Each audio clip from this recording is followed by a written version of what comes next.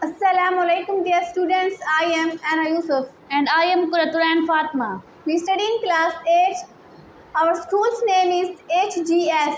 Today the topic of our conversation is we live with in your means. So let's get started.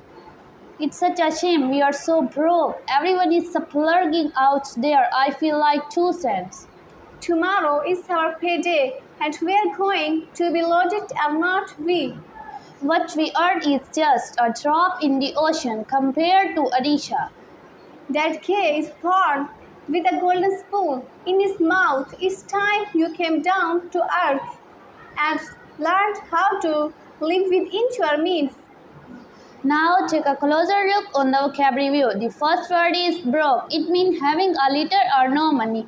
The second word is a drop in the ocean. It means a very small amount. And the other word is loaded. It means having a lot of money, wealthy. And the last word is love within one's means.